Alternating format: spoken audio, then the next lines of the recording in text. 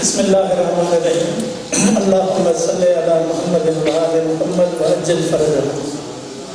साहिब सदर, मेहमानान गिरामी, मेहमानान खुसूसी, अॼु के मेला के मरकज़ी शख्सियत डॉक्टर गुलाम मुस्तफ़ा सोलंकी साहब, मुझे सामने वेठल कराची के आयल दोस्तों ऐं दारकाने खां रोहियो खां सभिनी जी ख़िदमत में अस्सलाम वालेकुम। वाधायूं हुजनि साईं गुलाम मुस्तफ़ा के संदसि किताबनि बैत वक़्तु हिकु वक़्तु ॾहनि किताबनि जी मोहर का मामूली ॻाल्हि न आहे। साईं खे लख लख मुबारकूं ऐं इन खां वधीक मुबारकूं साईं कुर्बान मुंहिंजी साहिब खे संदसि सत खे जन एॾी महिनत करे ॿार जे लाइ हीअ किताब छपिराया ऐं उमेद त इहो अॻिते सफ़र जारी रहंदो।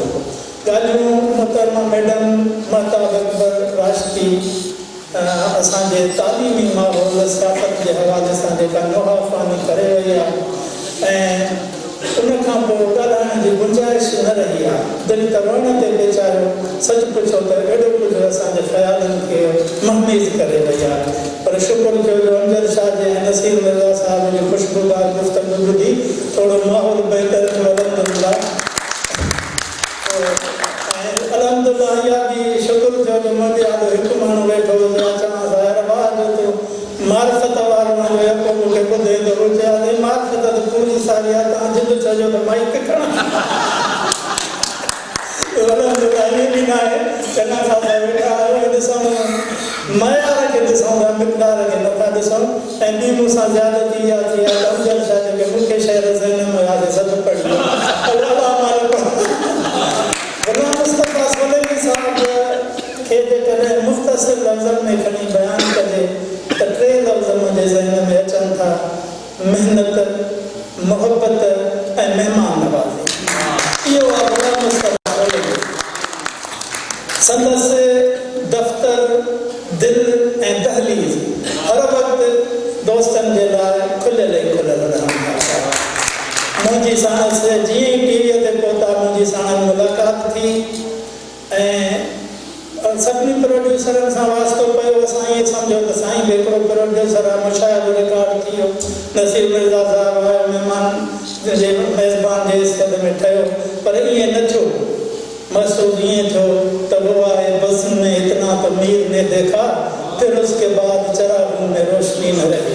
संदसि मोहब्बत में ईअं वकोड़जी वियासीं जो चुरण पुरण जी जाइ कान मिली। सच पुछो त गुलाम मुस्तफ़ा सां मोहबत जो एहतराम जो उहो रिश्तो आहे जेको शायदि ई कंहिं ॿिए सां हुजे। त मां साईं जो एहसानमंद आहियां ऐं साईं जो जे पहलू ते मां ॿ लफ़्ज़ ॻाल्हाईंदुसि जेके शायदि टच न कयो वियो आहे। उहो आहे त मुंहिंजे मौला मुंहिंजे आका सरदार अमीर अल मोमिनीन अली अलैहिस्सलातु वस्सलाम जो हिकिड़ो कौल आहे त कंहिं शख़्स जे शख़्सियत खे सही माना में परखणु चाहियो त उन सां गॾु मुसाफ़िरी कयो। इहो मौक़ो मूंखे साईं गुलाम मुस्तफ़ा सोलंकी साहिब सां मिलियो ऐं हुन जी राय मुंहिंजे लाइ छा आहे त कहिड़ो हमसफ़र हुयुसि उहो ई बहितर थो ॼाणे। मां वॾे वसूक सां चवां थो त साईं गुलाम मुस्तफ़ा जीअं ॿिनि पहलुअनि खां बेमिसाल आहे तीअं हिकिड़ो बहितरीनु हमसफ़र आहे। मां संदसि सोबत में एतिरो पिरायो, असांजूं कचहरियूं वक़्तु घणो हुयो हुते, लिहाज़ा कचहरियूं बि जाम थियूं ऐं सच पुछो त साईं जी जेका लिकल खूबी मुंहिंजे साम्हूं आई, शायदि अवां बि कुझु दोस्त ॼाणींदा हुजो त साईं हिकिड़ो आला दर्जे जो बावर्ची बि आहे।